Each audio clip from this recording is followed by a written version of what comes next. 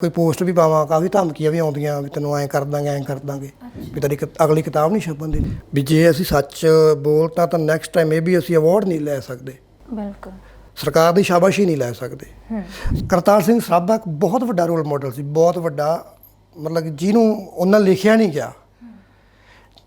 ਗਿਆ, ਵਿਚਾਰਿਆ ਨਹੀਂ ਗਿਆ, ਉਹਦੇ ਬਾਰੇ ਜ਼ਿਆਦਾ ਬੋਲਿਆ ਨਹੀਂ ਗਿਆ ਨਾ। ਬਿਲਕੁਲ ਇੱਥੇ ਇਹੋ ਜਿਹੇ ਵੀ ਦੋਸਤ ਮਿੱਤਰ ਮਿਲ ਜਾਂਦੇ, ਕਹਿ ਦਿੰਦੇ ਆ ਵੀ ਫਲਾ ਮੈਂ ਇੰਨੇ ਪੈਸੇ ਦੇ ਕੇ ਮੈਂ ਇੰਸਟਾਗ੍ਰਾਮ ਦੇ ਫੋਲੋਅਰਸ ਲੈ ਲਿਆ, ਅੱਛਾ ਤੂੰ ਵੀ ਲੈ ਲਾ।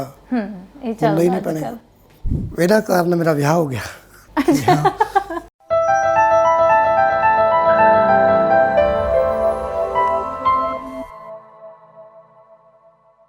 ਬੀ ਸੋਸ਼ਲ ਵੇਖ ਰਹੇ ਦਰਸ਼ਕਾਂ ਨੂੰ ਸਤਿ ਸ਼੍ਰੀ ਅਕਾਲ। ਮੈਂ ਰੁਪਿੰਦਰ ਸੰਧੂ ਤੁਹਾਡਾ ਸਾਰਿਆਂ ਦਾ ਸਵਾਗਤ ਹੈ ਸਾਹਿਤਿਕ ਪ੍ਰੋਗਰਾਮ ਦਸਤਕ ਦੇ ਵਿੱਚ। ਸਾਲ 2017 ਦੇ ਵਿੱਚ ਇੱਕ ਕਿਤਾਬ ਆਉਂਦੀ ਆ ਸੱਚ ਦੇ ਅਰਕ। ਇਸ ਕਿਤਾਬ ਨੂੰ ਲਿਖਣ ਵਾਲੇ ਨੇ ਜਗਜੀਤ ਸਿੰਘ। ਜਦੋਂ ਤੁਸੀਂ ਇਸ ਕਿਤਾਬ ਨੂੰ ਪੜ੍ਹਦੇ ਹੋ ਤਾਂ ਤੁਹਾਨੂੰ ਯਕੀਨ ਹੋ ਜਾਂਦਾ ਹੈ ਕਿ ਇਹ ਨੌਜਵਾਨ ਇੱਕ ਦਿਨ ਪੰਜਾਬੀ ਸਾਹਿਤ ਦੇ ਵਿੱਚ ਆਪਣਾ ਇੱਕ ਵੱਡਾ ਮੁਕਾਮ ਬਣਾਏਗਾ। ਜਗਜੀਤ ਹੁਣਾਂ ਨੂੰ ਅਸੀਂ ਸਿਰਫ ਮਾਣ ਇਸ ਨਾਤੇ ਹੀ ਨਹੀਂ ਦੇ ਰਹੇ ਕਿ ਉਹ ਲੇਖਕ ਨੇ, ਸਗੋਂ ਪੰਜਾਬੀ ਗੀਤਕਾਰੀ ਦੇ ਵਿੱਚ ਵੀ ਉਹ ਆਪਣੀਆਂ ਪੈੜਾਂ ਦਿਨ ਬ ਦਿਨ ਗੂੜ੍ਹੀਆਂ ਕਰ ਰਹੇ ਨੇ। ਉਹਨਾਂ ਵੱਲੋਂ ਲਿਖੇ ਹੋਏ ਕੁਝ ਕੁ ਬੇਹੱਦ ਸੰਜੀਦਾ ਗੀਤ ਜਿਵੇਂ ਮਾਈ ਜਾਂਦੀ ਏ ਅੰਬਰਸਰ ਨੂੰ, ਮਿੱਟੀ ਮੇਰੀ ਆਊ ਵਿਸ਼ੇਸ਼ ਤੌਰ 'ਤੇ ਜ਼ਿਕਰਯੋਗ ਨੇ। ਜਗਜੀਤ ਹੁਣਾਂ ਦਾ ਜਨਮ 9 ਸਤੰਬਰ 1992 ਨੂੰ ਪਿੰਡ ਮਾਲਾਂ ਕਲਾ ਵਿਖੇ ਪਿਤਾ ਸਰਦਾਰ ਮਹਿੰਦਰ ਸਿੰਘ ਤੇ ਮਾਤਾ ਸਰਦਾਰਨੀ ਮਨਜੀਤ ਕੌਰ ਹੁਣਾਂ ਦੇ ਘਰ ਹੁੰਦਾ ਹੈ ਤੇ ਆਪਣੀ ਸ਼ੁਰੂਆਤੀ ਪੜ੍ਹਾਈ ਪਿੰਡ ਦੇ ਸਕੂਲ ਤੋਂ ਕਰਨ ਤੋਂ ਬਾਅਦ ਉਹਨਾਂ ਨੇ ਮੋਗਾ ITI ਵਿਖੇ 1 ਸਾਲ ਦਾ ਡਿਪਲੋਮਾ ਕੀਤਾ ਤੇ ਅੱਜ ਉਹ ਸਾਡੇ ਸਟੂਡੀਓ ਆਏ ਨੇ। ਆਪਾਂ ਗੱਲਬਾਤ ਕਰਾਂਗੇ ਉਹਨਾਂ ਦੇ ਨਾਲ, ਉਹਨਾਂ ਦੇ ਸਾਹਿਤਿਕ ਜ਼ਿੰਦਗੀ ਬਾਰੇ ਤੇ ਉਹਨਾਂ ਦੀ ਲਿਖਤਾਂ, ਉਹਨਾਂ ਦੀ ਆਪਣੀ ਜ਼ਿੰਦਗੀ ਬਾਰੇ। ਸਵਾਗਤ ਕਰਦੇ ਹਾਂ ਜਗਜੀਤ ਸਿੰਘ ਹੁਣਾਂ ਦਾ। ਸਤਿ ਸ਼੍ਰੀ ਅਕਾਲ ਵੀਰੇ, ਬਹੁਤ ਬਹੁਤ ਸਵਾਗਤ ਹੈ ਤੁਹਾਡਾ ਪ੍ਰੋਗਰਾਮ 'ਚ। ਤੁਹਾਡੀ ਸਾਰੀ ਟੀਮ ਦਾ ਭੈਣੇ ਬਹੁਤ ਬਹੁਤ ਧੰਨਵਾਦ, ਤੁਸੀਂ ਬੁਲਾਇਆ। ਮੈਂ ਜਦੋਂ ਆਪਾਂ ਗੱਲ ਕੀਤੀ ਫੋਨ ਤੇ, ਤੁਸੀਂ ਮੈਨੂੰ ਦੱਸਿਆ ਵੀ ਅੱਜ ਕੱਲ੍ਹ ਤੁਸੀਂ ਪਿੰਡ ਗਾਵਾਂ ਦਾ ਇੱਕ ਫਾਰਮ ਚਲਾ ਰਹੇ ਹੋ। ਹਾਂਜੀ। ਮੈਂ ਬਿਲਕੁਲ, ਮੇਰੇ ਜਿਹੜੇ ਪੇਕੇ ਪਰਿਵਾਰ ਆ ਉਹ ਵੀ 30-40 ਸਾਲ ਤੋਂ ਇਹੀ ਕੰਮ ਕਰਦੇ ਨੇ, ਤਾਂ ਮੈਨੂੰ ਬੜਾ ਚੰਗਾ ਜਿਹਾ ਲੱਗਿਆ ਹੈ ਨਾ। ਪਹਿਲਾਂ ਇਹ ਦੱਸੋ ਵੀ ਕੰਮਕਾਰ ਕਿਵੇਂ ਚੱਲਦਾ? ਕੰਮਕਾਜ ਭੈਣੇ ਸਭ ਤੋਂ ਪਹਿਲਾਂ ਮਿਹਨਤ ਹੁੰਦੀ ਆ, ਆਪਾਂ ਕੋਈ ਵੀ ਕੰਮ ਚਲਾਉਣੇ ਨਾ। ਤੇ ਮੇਰਾ ਸ਼ੁਰੂ ਤੋਂ ਹੀ ਇੱਧਰ ਰੁਝਾਨ ਸੀਗਾ ਵੀ, ਕਿਉਂਕਿ ਪਿਤਾ ਪਰਖੀ ਕੀਤਾ ਸਾਡਾ, ਖੇਤੀਬਾੜੀ ਹੋ ਗਿਆ, ਪਸ਼ੂ ਪਾਲਣ ਹੋ ਗਿਆ, ਇਹ ਸਾਡੇ ਪਿਤਾ ਪਰਖੀ ਕਿੱਤੇ ਆ, ਤਾਂ ਸਾਨੂੰ ਸ਼ੁਰੂ ਤੋਂ ਇੱਧਰ ਪਾਇਆ ਗਿਆ। ਤੇ ਉਸ ਪਹਿਲੇ ਦਿਨ ਤੋਂ ਲੈ ਕੇ ਹੁਣ ਤੱਕ ਇਹ ਕਿੱਤਾ ਚੜ੍ਹਦੀ ਕਲਾ 'ਚ ਹੀ ਆ। ਮਤਲਬ ਕਦੇ ਐਂ ਨਹੀਂ ਕਹਿ ਸਕਦੇ ਵੀ ਇਸ ਕਿੱਤੇ ਤੋਂ ਸਾਨੂੰ ਕੁਛ ਪ੍ਰਾਪਤੀ ਨਹੀਂ ਹੋਈ, ਬਥੇਰਾ ਕੁਛ ਪ੍ਰਾਪਤ ਕੀਤਾ। ਸੋ ਬਹੁਤ ਵਧੀਆ ਚੱਲ ਰਿਹਾ, ਜ਼ਿੰਦਗੀ ਸੋਹਣੀ ਚੱਲ ਰਹੀ ਹੈ। ਇੱਕ ਐਂ ਆ ਵੀ ਕੁਛ ਹੈਗਾ ਕਰਨ ਨੂੰ, ਕੰਮ ਹੈਗਾ ਘਰੇ ਕਰਨ ਨੂੰ।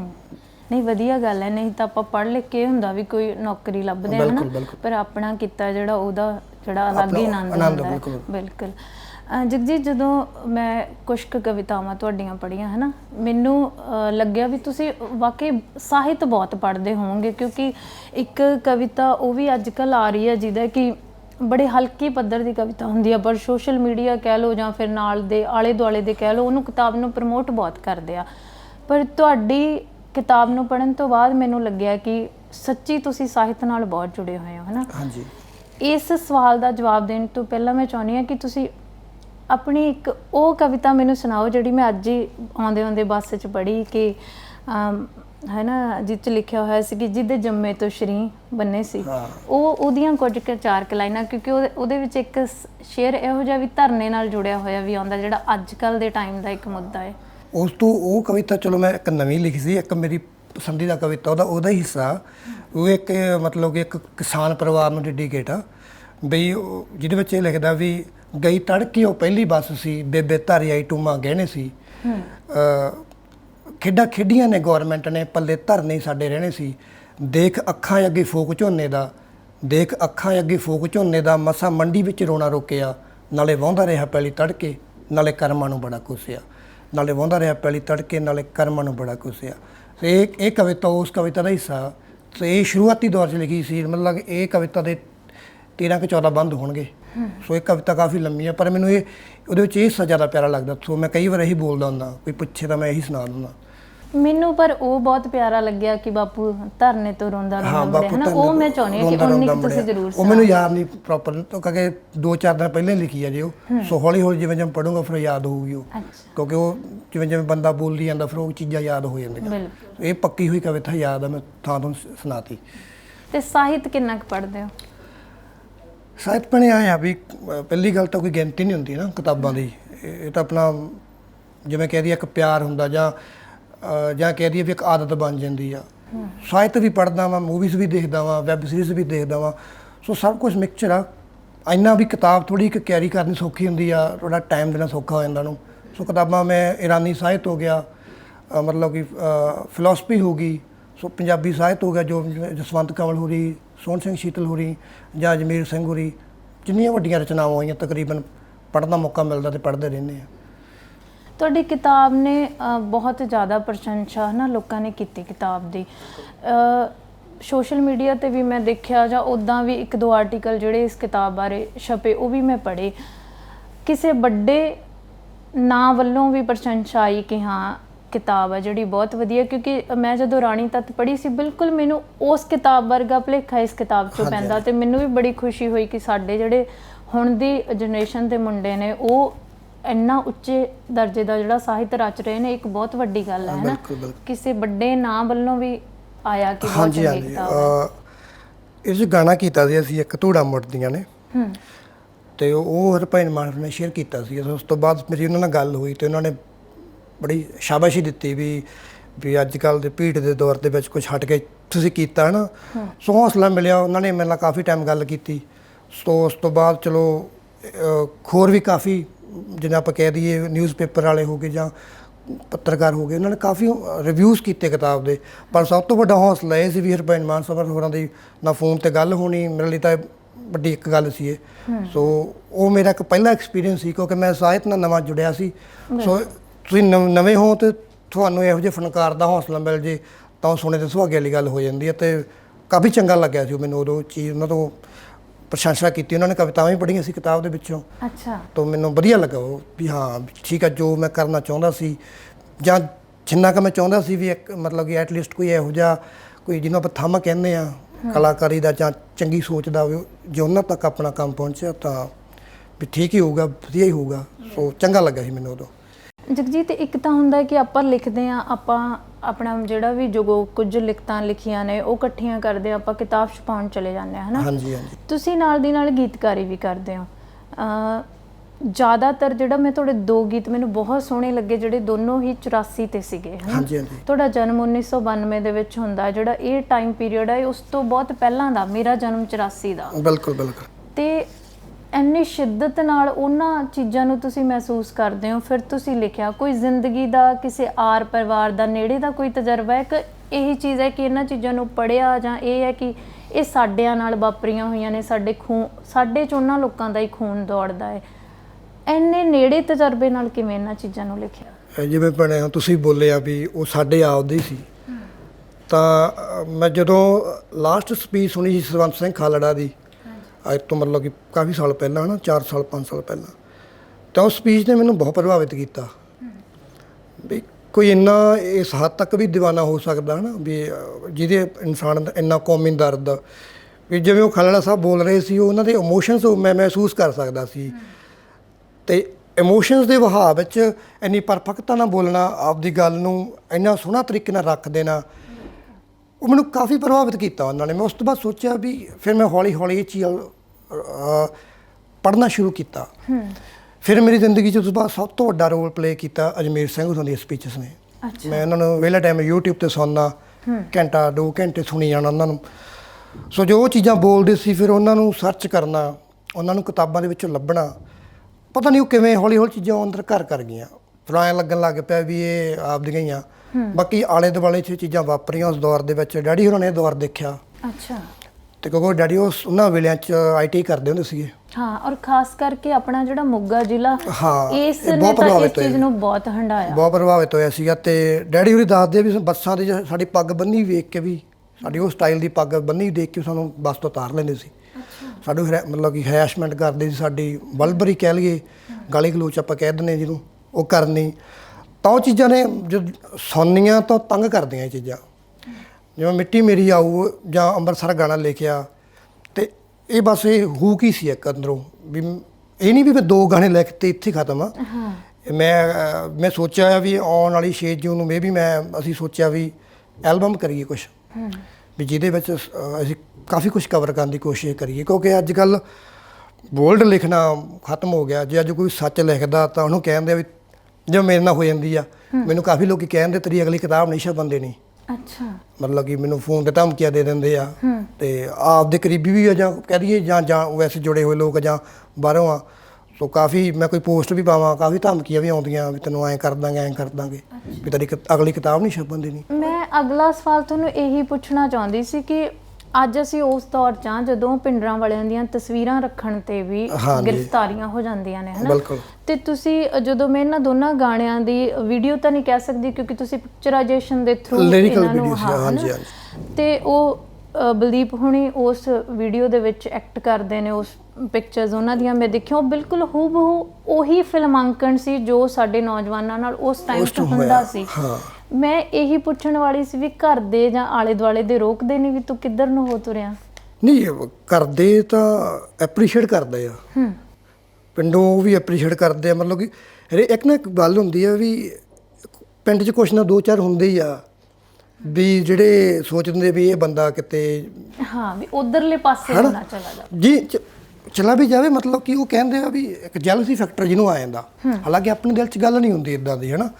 ਤੇ ਜਦੋਂ ਇਹ ਚੀਜ਼ ਦੀ ਮੈਂ ਗੱਲ ਕਰਦਾ, ਮੇਰੇ ਤੋਂ ਘਰੇ ਰਸਾਲੇ ਪਏ ਹੁੰਦੇ ਆ, ਕਿਉਂਕਿ ਆਪਾਂ ਇਹ ਨਹੀਂ ਵੀ ਇਹ ਚੀਜ਼ ਨਾਲ ਕੱਲੀ ਕੱਟੜਤਾ ਨਹੀਂ ਆਉਂਦੀ, ਇਹ ਚੀਜ਼ ਇੱਕ ਸੱਚ ਆ ਜੋ ਠੀਕ ਆ ਵੀ ਹਰੇਕ ਸਿੱਕੇ ਦੇ 2 ਐਸਪੈਕਟ ਹੁੰਦੇ ਆ, ਚੰਗਾ ਤੇ ਮਾੜਾ, ਹੈ ਨਾ।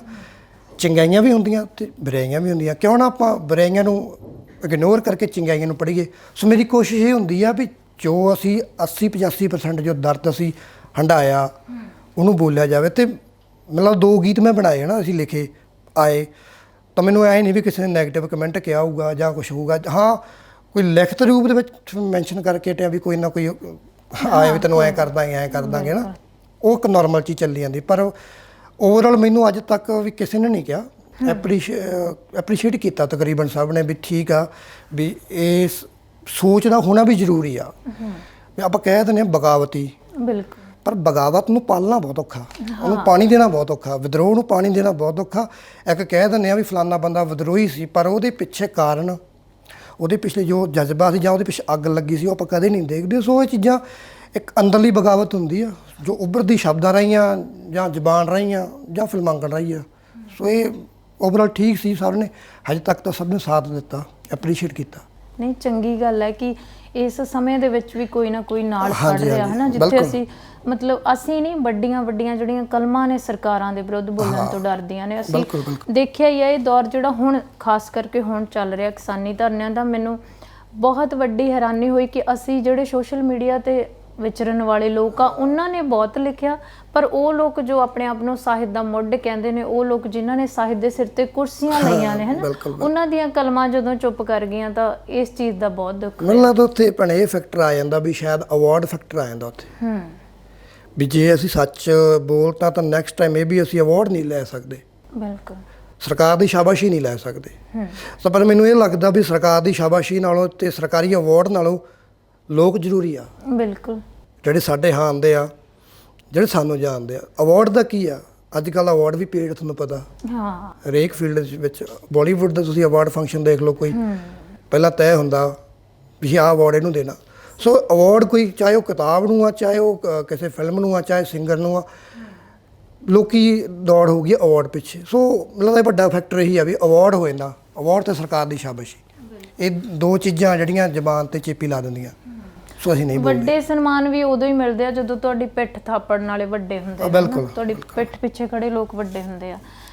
ਜਗਜੀਤ, ਤੁਸੀਂ ਦੋਨੋਂ ਗਾਣੇ ਜਿਹੜੇ ਇਹ ਲਿਖੇ, ਉਸ ਤੋਂ ਬਾਅਦ ਤੁਹਾਡਾ ਚੁੰਨੀ ਗਾਣਾ ਵੀ ਜਿਹੜਾ ਹੈ ਨਾ, ਉਹ ਬੰਟੀ ਨੰਬਰਦਾਰ ਜਿਹੜੇ ਗਾਉਂਦੇ ਨੇ, ਫਿਰ ਇਹ ਦੋਨੇ ਗਾਣੇ ਤੁਸੀਂ ਬਲਦੀਪ ਨਾਲ ਕਰਦੇ ਹੋ। ਜ਼ਿਆਦਾਤਰ ਤੁਹਾਡੀ ਬਲਦੀਪ ਨਾਲ ਜੋੜੀ ਮੰਨੀ ਜਾਂਦੀ ਹੈ, ਹਾਂ, ਵਧੀਆ ਸੀ। ਗਾਣੇ ਤੁਹਾਡੇ ਬਹੁਤ ਸੋਹਣੇ ਨੇ, ਪਰ ਮੈਨੂੰ ਕਿਤੇ ਨਾ ਕਿਤੇ ਲੱਗਿਆ ਬਲਦੀਪ ਦੀ ਆਵਾਜ਼ ਵੀ ਬਹੁਤ ਸੋਹਣੀ ਹੈ, ਮੈਂ ਇਹ ਵੀ ਕਹੂੰਗੀ ਹਨਾ, ਜਿਸ ਢੰਗ ਨਾਲ ਉਹਨਾਂ ਨੇ ਤੁਹਾਡੇ 10ਵੇਂ ਪਿਤਾ ਤੇ ਲਿਖਿਆ ਹੋਇਆ ਗਾਣਾ ਨਿਭਾਇਆ, ਵਧੀਆ ਬਣਾਇਆ ਸੀ ਹਾਂ ਉਹ ਬਹੁਤ ਮਤਲਬ ਉਹਨਾਂ ਦੀ ਆਵਾਜ਼ ਇੱਕ ਤਰ੍ਹਾਂ ਨਾਲ ਤੁਹਾਨੂੰ ਧੂਬ ਆਉਂਦੀ ਹੈ ਇਸ ਚੀਜ਼ ਲਈ। ਸਾਡਾ ਟੀਮ ਵਰਕ ਵਧੀਆ ਚੱਲਦਾ ਸੀ। ਤੇ ਪਰ ਤੁਹਾਨੂੰ ਇਹ ਨਹੀਂ ਸੀ ਲੱਗਿਆ ਵੀ ਮੇਰੇ ਗਾਣੇ ਬਹੁਤ ਉੱਚੇ ਪੱਧਰ ਦੇ ਨੇ, ਜੇ ਮੈਂ ਕਿਸੇ ਵੱਡੇ ਨਾਂ ਨੂੰ ਦਿੰਦਾ ਤਾਂ ਸ਼ਾਇਦ ਉਹ ਇੱਕ ਬਹੁਤ ਵਧੀਆ ਟ੍ਰਿਕ ਹੁੰਦੀ ਮਸ਼ਹੂਰ ਹੋ ਜਾਣ ਦੀ, ਜਾਂ ਮੇਰਾ ਨਾਂ ਪਹਿਲੇ ਦਿਨ ਤੋਂ ਹੀ ਬਹੁਤ ਵੱਡਾ ਹੋ ਜਾਂਦਾ?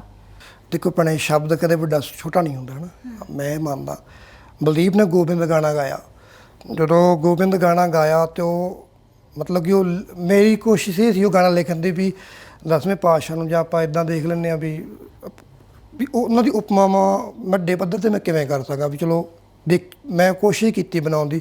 ਸੋ ਉਹ ਬਲਦੀਪ ਨੇ ਗੀਤ ਗਾਇਆ, ਉਹ ਵਧੀਆ ਲੱਗਾ, ਸਾਨੂੰ ਖੁਸ਼ੀ ਮਿਲੀ ਜਦੋਂ ਗਾਣਾ ਲੋਕਾਂ ਨੇ ਐਪਰੀਸ਼ੀਏਟ ਕੀਤਾ। ਹਾਲਾਂਕਿ ਉਹ ਗਾਣਾ ਲੋਕਾਂ ਤੱਕ ਪੂਰਾ ਪਹੁੰਚ ਨਹੀਂ ਪਾਇਆ, ਸ਼ਾਇਦ ਸਾਡੇ ਕੋਲ ਰਿਲੀਜ਼ਿੰਗ ਦੀ ਕਮੀ, ਜਾਂ ਕਹਿ ਦਈਏ ਵੀ ਕੋਈ ਵੱਡਾ ਪਲੇਟਫਾਰਮ ਹੈ ਨਹੀਂ ਸੀਗਾ ਨਾ, ਪਰ ਉਹ ਹੈਗੀ ਆ ਦਿਲ 'ਚ ਵੀ ਉਹ ਗਾਣਾ ਲੋਕਾਂ ਤੱਕ ਪਹੁੰਚਣਾ ਚਾਹੀਦਾ ਸੀ, ਹੈ ਨਾ। ਤੇ ਚਲੋ ਅੰਮ੍ਰਿਤਸਰ ਕਾਫੀ ਲੋਕਾਂ ਤੱਕ ਪਹੁੰਚ ਗਿਆ। ਬਿਲਕੁਲ। ਤੇ ਉਹ ਥੋੜੀ ਕਿ ਸੀਗੀ ਮੈਨੂੰ ਵੀ ਤੇ ਬਲਦੀਪ ਨੂੰ ਵੀ, ਉਹ ਗਾਣਾ ਲੋਕਾਂ ਤੱਕ ਵੱਧ ਤੋਂ ਵੱਧ ਪਹੁੰਚਣਾ ਚਾਹੀਦਾ ਸੀ। ਚਲੋ ਪਰ ਉਹ ਗਾਣਾ ਪਿਆ, ਮੇਬੀ ਅਸੀਂ ਕਰ ਦਈਏ। ਅੱਛਾ। ਯਾਰ ਕਿ ਦਸੰਬਰ 'ਚ ਕਰ ਲਈਏ ਗਾਣਾ, ਪਰ ਉਹ ਗਾਣਾ ਬਹੁਤ ਮੇਰੇ ਦਿਲ ਦੇ ਬਹੁਤ ਕਰੀਬ। ਨੂਰ ਅਚੰਬੇ ਹਵਾਵਾਂ ਨੂੰ ਬੰਨੇ, ਅੱਖ ਵੀ ਤਾਂ ਹੋਈ ਸ਼ਹਿਨਸ਼ਾਹ ਪਿਤਾ, ਵੀ ਜਿਹੜਾ ਉਹਨਾਂ ਦੇ ਚਿਹਰੇ ਦਾ ਨੂਰ ਸੀ ਉਹ ਵੀ ਅਚੰਭਿਤ ਕਰਦਾ ਸੀ। ਤੇ ਵੀ ਉਹ ਖੁਦ ਹੀ ਅੱਖ ਉਹਨਾਂ ਦੀ ਖੁਦ ਵੀ ਸ਼ਹਿਨਸ਼ਾਹ ਸੀ ਤੇ ਉਹਨਾਂ ਦੀ ਅੱਖ ਵੀ ਸ਼ਹਿਨਸ਼ਾਹ ਸੀ। ਸੋ ਇਹ ਮਤਲਬ ਕੀਤਾ ਸੀ ਨਾ, ਤੋ ਵਧੀਆ ਸੀਗਾ, ਇਨ ਫਿਊਚਰ ਕਰਾਂਗੇ। ਮੈਂ ਨਾ ਮਤਲਬ ਮੇਰੇ ਆਪਣੇ ਵੀ ਕਈ ਵਾਰੀ ਸ਼ਬਦ ਮੇਰੇ ਨਾਲ ਮੇਲ ਨਹੀਂ ਖਾਂਦੇ ਹੁੰਦੇ। ਜਦੋਂ ਮੈਂ ਪੜ੍ਹਦੀ ਹਾਂ ਕਰਤਾਰ ਸਿੰਘ ਸਰਾਭਾ ਜੀ ਹੋਣਾ ਬਾਰੇ, ਉਹਨਾਂ ਦੇ ਭੈਣ ਸੀਗੇ ਜਗਦੀਸ਼ ਕੌਰ ਜੀ, ਜਿਨ੍ਹਾਂ ਨੂੰ ਮੈਂ ਜਦੋਂ 12ਵੀਂ ਕਲਾਸ 'ਚ ਸੀ, ਮੈਨੂੰ ਉਦੋਂ ਕਿਸੇ ਨੇ ਦੱਸਿਆ ਵੀ ਜਗਦੀਸ਼ ਕੌਰ ਜੀ ਜਿਹੜੇ ਜਿਉਂਦੇ ਨੇ, ਜਿਹੜੇ ਕਰਤਾਰ ਸਿੰਘ ਸਰਾਭਾ ਦੇ ਚਾਚਾ ਜੀ ਦੀ ਕੁੜੀ ਨੇ। ਮੇਰਾ ਨਾਨਕਾ ਪਿੰਡ ਬਿਲਕੁਲ ਉਸ ਪਿੰਡ ਦੇ ਨਾਲ ਆ, ਤਾਂ ਮੈਂ ਉਹਨਾਂ ਨੂੰ ਉਸ ਸਮੇਂ ਤੋਂ ਮਿਲਣਾ ਸ਼ੁਰੂ ਕੀਤਾ।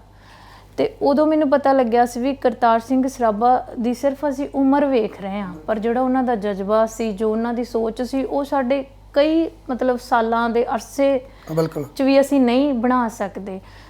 ਫਿਰ ਅਸੀਂ ਕਾਮਰੇਡ ਸ਼ਿੰਦਰਪਾਲ ਹੁਣਾਂ ਨੂੰ ਮਿਲਦੇ ਹਾਂ ਉਹਨਾਂ ਦੇ ਪਿੰਡ ਜਾ ਕੇ। ਉਹਨਾਂ ਨੇ ਵੀ ਦੱਸਿਆ ਕਿ ਜਰਮਨ ਦੀ ਇੱਕ ਬਹੁਤ ਵੱਡੀ ਕੰਪਨੀ ਸੀ ਜਿਹਦਾ ਮਾਲਕ ਜਹਾਜ਼ਾਂ ਦੀ ਕੰਪਨੀ ਦਾ ਕਰਤਾਰ ਸਿੰਘ ਸਰਾਭੇ ਨੂੰ ਆਪਣੀ ਕੁੜੀ ਦਾ ਰਿਸ਼ਤਾ ਕਰਨਾ ਚਾਹੁੰਦਾ ਸੀ, ਹੈ ਨਾ। ਉਹ ਮਹਿਜ 19 ਸਾਲ ਦਾ ਨੌਜਵਾਨ ਇਸ ਲਈ ਜਵਾਬ ਦਿੰਦਾ ਕਿ ਮੈਂ ਆਪਣੇ ਦੇਸ਼ ਲਈ ਕੁਝ ਕਰਨਾ। 23 ਸਾਲ ਦੀ ਉਮਰ 'ਚ ਭਗਤ ਸਿੰਘ ਬਹੁਤ ਵੱਡਾ ਕੰਮ ਕਰਕੇ ਜਾਂਦੇ ਆ।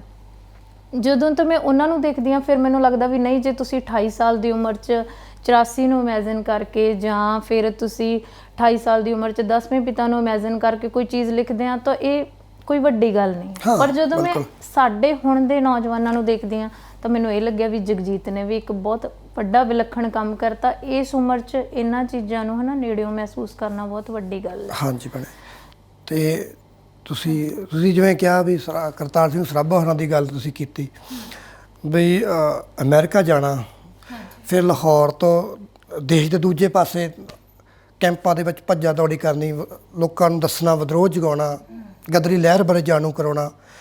ਸ਼ਾਇਦ ਉਹਦੇ ਪੈਰਾਂ ਥੱਲੇ ਕੋਈ ਅੱਗ ਸੀਗੀ, ਜਾਂ ਉਹਦੇ ਅੰਦਰ ਕੋਈ ਅੱਗ ਸੀਗੀ, ਕੋਈ ਜਜ਼ਬਾ ਸੀਗਾ, ਹੈ ਨਾ। ਅਤੇ ਮੈਨੂੰ ਲੱਗਦਾ ਵੀ ਕਰਤਾਰ ਸਿੰਘ ਸਰਾਭਾ ਇੱਕ ਬਹੁਤ ਵੱਡਾ ਰੋਲ ਮਾਡਲ ਸੀ, ਬਹੁਤ ਵੱਡਾ, ਮਤਲਬ ਕਿ ਜਿਹਨੂੰ ਉਹਨਾਂ ਲਿਖਿਆ ਨਹੀਂ ਗਿਆ, ਵਿਚਾਰਿਆ ਨਹੀਂ ਗਿਆ, ਉਹਦੇ ਬਾਰੇ ਜ਼ਿਆਦਾ ਬੋਲਿਆ ਨਹੀਂ ਗਿਆ, ਹੈ ਨਾ। ਬਿਲਕੁਲ। ਅਤੇ ਵੀ ਜੇ ਬੱਬੂ ਮਾਨ ਉਹਨਾਂ ਦੀ ਇੱਕ ਲਾਈਨ ਆ ਵੀ ਭਗਤ ਸਿੰਘ ਆ ਗਿਆ, ਸਰਾਭਾ ਕਿੱਥੇ ਰਹਿ ਗਿਆ, ਇੱਕ ਬਹੁਤ ਵੱਡਾ ਕੁਐਸਚਨ ਆ ਉਹ। ਅਤੇ ਇੱਕ ਸਰਾਭਾ ਇੱਕ ਆਪਦੇ ਆਪ 'ਚ ਇੱਕ ਆਜ਼ਾਦੀ ਦੀ ਲਹਿਰ ਸੀਗੀ, ਗਦਰੀ ਲਹਿਰ ਦਾ ਤਾਂ ਇੱਕ ਬਸ਼ਿੰਦਾ ਸੀਗਾ, ਇੱਕ ਵਰਕਰ ਸੀਗਾ ਹੀ, ਪਰ ਉਹ ਖੁਦ ਇੱਕ ਬਹੁਤ ਵੱਡੀ ਲਹਿਰ ਸੀ। ਸੋ ਮੈਨੂੰ ਲੱਗਦਾ ਕਿਤੇ ਨਾ ਕਿਤੇ ਸਾਡੇ ਇੱਥੇ ਵੀ ਲੇਖਕ ਹੀ ਆ ਜਾਂਦੇ ਆ ਜਿਨ੍ਹਾਂ ਨੇ ਉਹ ਇਤਿਹਾਸ ਸਿਰਜਿਆ ਲਿਖਿਆ, ਕਿਤੇ ਨਾ ਕਿਤੇ ਉਹਦੇ ਨਾਲ ਉਹਨਾਂ ਨਾਲ ਵੀ ਬੇਇਨਸਾਫੀ ਕਰਕੇ ਲਿਖਣ ਲੱਗੇ ਵੀ ਉਹਨਾਂ ਨੂੰ ਉਸ ਪੱਧਰ ਤੱਕ ਲਿਖਿਆ ਨਹੀਂ ਗਿਆ। ਸਹੀ ਗੱਲ। ਸੋ ਇਹ ਸਾਡੀ ਤਰਾਸਦੀ ਰਹੀ ਹੈ ਅਤੇ ਮੈਨੂੰ ਲੱਗਦਾ ਇਹ ਅੱਗੇ ਵੀ ਰਹੂਗੀ। ਜਗਜੀਤ, ਤੁਸੀਂ ਹੁਣ ਜਿਵੇਂ ਬਲਦੀਪ ਨਾਲ ਮੈਂ ਪਹਿਲਾਂ ਹੀ ਗੱਲ ਕੀਤੀ, ਤੁਹਾਡੀ ਜੋੜੀ ਆ ਨਾ, ਜਦੋਂ ਆਪਾਂ ਜੋੜੀਆਂ ਦੀ ਗੱਲ ਕਰਦੇ ਹਾਂ, ਪਿੱਛੇ ਜੇ ਬਹੁਤ ਜ਼ਿਆਦਾ ਚਰਚਾ ਹੋਈ ਸੀ ਵੀ ਰੰਧਾਵਾ ਬ੍ਰਦਰਸ ਨੇ ਜਿਹੜੇ, ਹੈ ਨਾ, ਸਾਹ ਪੰਘੂਟਾ ਉਹਨਾਂ ਲਈ ਬਹੁਤ ਟਾਈਮ ਗਾਉਂਦੇ ਰਹੇ ਨੇ, ਲਿਖਦੇ ਰਹੇ ਨੇ, ਹੈ ਨਾ। ਅਤੇ ਫਿਰ ਜਦੋਂ ਇੱਕ ਗਾਉਣ ਵਾਲਾ ਮਸ਼ਹੂਰ ਹੋ ਜਾਂਦਾ ਅਤੇ ਲਿਖਣ ਵਾਲਾ ਪਿੱਛੇ ਰਹਿ ਜਾਂਦਾ, ਫਿਰ ਅਕਸਰ ਜੋੜੀਆਂ ਟੁੱਟ ਜਾਂਦੀਆਂ। ਮੈਨੂੰ ਇਹ ਪੁੱਛਣ ਨੂੰ ਦਿਲ ਕਰ ਰਿਹਾ ਵੀ ਕੱਲ੍ਹ ਨੂੰ ਕੋਈ ਹੋਰ ਵੱਡਾ ਗਾਣਾ ਤੁਸੀਂ ਲਿਖਦੇ ਹੋ ਜਿਹੜਾ ਤੁਹਾਨੂੰ ਲੱਗਦਾ ਵੀ ਬਲਦੀਪ ਨਾਲੋਂ ਕੋਈ ਹੋਰ ਜ਼ਿਆਦਾ ਚੰਗਾ ਗਾ ਸਕਦਾ, ਹੈ ਨਾ, ਫਿਰ ਐਵੇਂ ਨਹੀਂ ਡਰ ਲੱਗਦਾ ਵੀ ਅੱਗੇ ਜਾ ਕੇ ਹੁਣ ਜੋੜੀ ਚ ਗਾਉਣਾ ਕੱਲ ਨੂੰ ਕਿਤੇ ਟੁੱਟ ਵੀ ਸਕਦੀ ਆ, ਫਿੱਕ ਵੀ ਪੈ ਸਕਦਾ, ਤੇ ਗਾਣਾ ਮੈਂ ਵਧੀਆ ਲਿਖਾਂ ਬਲਦੀਪ ਕਵੇ ਮੈਨੂੰ ਨਹੀਂ ਦਿੱਤਾ, ਐਵੇਂ ਦਾ ਕੁਝ ਆਉਂਦਾ ਜਹਨ ਚ? ਨਹੀਂ, ਇਦਾਂ ਦਾ ਨਹੀਂ ਹੁੰਦਾ ਆਪਣੇ। ਜਿਵੇਂ ਹੁਣ ਬਲਦੀਪ ਦੇ ਕਈ ਪਹਿਲਾਂ ਗਾਣੇ ਸੀਗੇ, ਜਿਵੇਂ ਬਾਈ ਬੰਟੀ ਨੇ ਕਹਿਤਾ ਵੀ ਮੈਂ ਕਰਨੇ, ਹੁਣ ਬਾਈ ਨੇ ਚੰਗੇ ਗਾਣੇ ਬਣਾਏ ਅਸੀਂ 5-6 ਵਧੀਆ, ਮਤਲਬ ਕਿ ਕਨਸੈਪਟ ਦੇ ਬਣਾਏ ਹੋਏ ਗਾਣੇ ਸਾਡੇ। ਉਹਨਾਂ 'ਚ ਕਾਫੀ ਗਾਣੇ ਪਹਿਲਾਂ ਕਿਹਾ ਸੀ ਬਲਦੀਪ ਨੇ ਮੈਂ ਕਰਨੇ ਆ, ਫਿਰ ਉਹ ਸਾਡਾ ਇੱਕ ਹੁੰਦਾ ਵਾ ਵੀ ਚਲੋ ਜੇ ਮੈਂ ਨਹੀਂ ਕਰ ਸਕਦਾ, ਕਈ ਵਾਰ ਫਾਈਨੈਂਸ਼ੀਅਲੀ ਸਮੱਸਿਆ ਆ ਜਾਂਦੀ ਵੀ ਸਾਡੇ ਕੋਲ ਸਮਾਂ ਨਹੀਂ ਹੁੰਦਾ ਗਾ। ਬਾਈ ਨੰਬਰਦਾਰ ਚਲੋ ਇੱਕ ਕੰਪਨੀ ਨਾਲ ਕੰਮ ਕਰਦਾ, ਉਹ ਬਣਾ ਲੈਂਦਾ ਪਹਿਲਾਂ, ਤੋ ਇਦਾਂ ਨਹੀਂ ਹੋਇਆ। ਅਤੇ ਬਾਕੀ ਮੈਨੂੰ ਜਿਵੇਂ ਤੁਸੀਂ ਗੱਲ ਕੀਤੀ ਵੀ ਗੀਤਕਾਰ ਨਾਲ ਹੋ ਜਾਂਦਾ ਇੱਦਾਂ ਨਾ, ਮੈਂ ਮਤਲਬ ਆਪਦੇ ਆਪ ਨੂੰ ਗੀਤਕਾਰੀ ਤੱਕ ਸੀਮਤ ਨਹੀਂ ਰੱਖਿਆ। ਮੇਰੇ ਕੋਲ ਹੋਰ ਵੀ ਟੂਲਸ ਹੈਗੇ ਆ ਵਰਤਣ ਦੇ ਲਈ, ਜਿਵੇਂ ਮੈਂ ਅੱਜ ਕੱਲ੍ਹ ਸਕ੍ਰਿਪਟ ਰਾਈਟਿੰਗ ਵੀ ਕਰਦਾ ਪਿਆ, ਮੈਂ ਸਟੋਰੀਜ਼ ਲਿਖੀ ਜਾਂਦਾ ਵਾਂ, ਅਤੇ ਮੇਰੀ ਕੋਸ਼ਿਸ਼ ਹੁੰਦੀ ਹੈ ਵੀ ਗੀਤ ਕਲਾ 4 ਅੰਤਰਾਂ ਦਾ ਇੱਕ ਸ਼ਬਦ ਨਹੀਂ ਹੁੰਦੇ ਕਿ ਜੇ ਤੁਸੀਂ ਗੀਤ ਨੂੰ ਕਨਸੈਪਟ ਲੈ ਕੇ ਬਣਾਓਗੇ ਤਾਂ ਗੀਤ ਲੋਕ ਯਾਦ ਵੀ ਰੱਖਣਗੇ। ਠੀਕ ਆ, ਅੱਜ ਥੋੜ੍ਹਾ ਵੀ ਉਸ ਵੱਡੇ ਪਲੇਟਫਾਰਮ 'ਤੇ ਨਹੀਂ, ਸਾਨੂੰ ਬਹੁਤ ਸਟਰਗਲ ਕਰਨੀ ਪੈਂਦੀ ਆਪਦਾ ਗਾਣਾ ਪਹੁੰਚਾਉਣ ਦੇ ਲਈ। ਇਕੱਲੇ ਨੂੰ ਕਹਿਣਾ ਪੈਂਦਾ ਸਾਡਾ ਗਾਣਾ ਆ ਗਿਆ, ਫੇਸਬੁੱਕ 'ਤੇ ਹੁੱਕਾ ਦੇਣਾ ਪੈਂਦਾ, ਸ਼ੇਅਰ ਕਰਵਾਉਣਾ ਹਾਂ, ਉਹ ਹੁੱਕਾ ਦੇਣਾ ਪੈਂਦਾ, ਅਤੇ ਫੇਸਬੁੱਕ 'ਤੇ ਧੜੇਬੰਦੀਆਂ ਬਣੀਆਂ ਹੋਈਆਂ ਵੀ ਟਾਰਗੇਟ ਕੀਤਾ ਆ ਵੀ ਆਹ ਬੰਦਾ ਇਹਦਾ ਗੀਤ ਸ਼ੇਅਰ ਅਸੀਂ ਕਰਨਾ। ਸਾਡੇ ਵਰਗੇ ਨੂੰ ਜਾਂ ਹੋਰ ਕਹਿ ਲਈਏ ਨਵੇਂ ਮੁੰਡੇ, ਉਹਨਾਂ ਨੂੰ ਸਟਰਗਲ ਕਰਨੀ ਪੈਂਦੀ ਆ।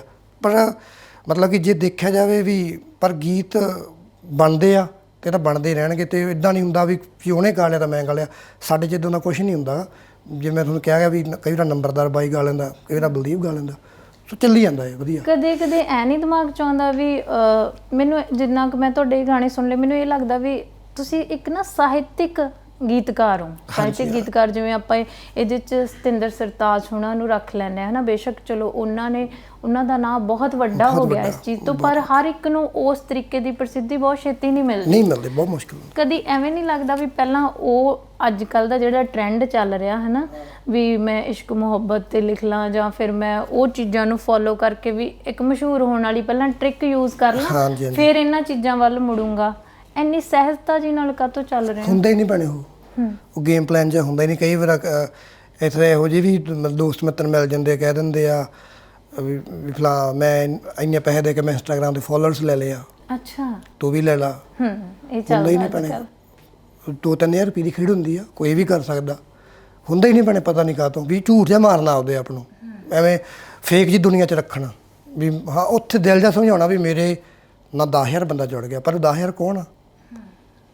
ਸੋ ਇਹ ਚੀਜ਼ਾਂ ਮੇਰੇ ਦਿਮਾਗ 'ਚ ਕਦੇ ਨਹੀਂ ਆਈਆਂ। ਮੈਂ ਜਿੱਥੇ ਅੱਜ ਹੈਗਾ, ਮਤਲਬ ਜੇ ਕਿਸੇ ਨੇ ਕਹਿਤਾ, ਫੋਨ ਆ ਜਾਂਦੇ ਕਈ ਸਿੰਗਰਸ ਵੀ ਐਸ ਕਨਸੈਪਟ 'ਤੇ, ਬੇਸਿਕਲੀ ਮੈਨੂੰ ਮਿਲਦੇ ਕਨਸੈਪਟ ਵਾਲੇ ਗਾਣੇ ਆ ਵੀ ਸਾਨੂੰ ਇਸ ਕਨਸੈਪਟ 'ਤੇ ਗਾਣਾ ਚਾਹੀਦਾ, ਉਹ ਲਿਖਣ ਦਾ ਵੀ ਚੰਗਾ ਲੱਗਦਾ। ਇੱਕ ਚੈਲੰਜ ਜਿਹਾ ਹੁੰਦਾ ਵੀ ਹਾਂ ਯਾਰ ਵੀ ਆਹ ਕਨਸੈਪਟ 'ਤੇ ਗਾਣਾ ਲਿਖਣਾ, ਇਹਦੇ ਲਈ ਮੈਂ ਆਹ ਚੀਜ਼ਾਂ ਸਿੱਖਣੀਆਂ, ਅਤੇ ਬਾਕੀ ਉਹ ਚੀਜ਼ ਨਹੀਂ ਹੁੰਦੀ ਵੀ ਕਰ ਲਗੇ ਜਾਂ ਉਹ ਸ਼ਾਰਟਕੱਟ ਜਿਹਾ ਨਹੀਂ ਹੁੰਦਾ।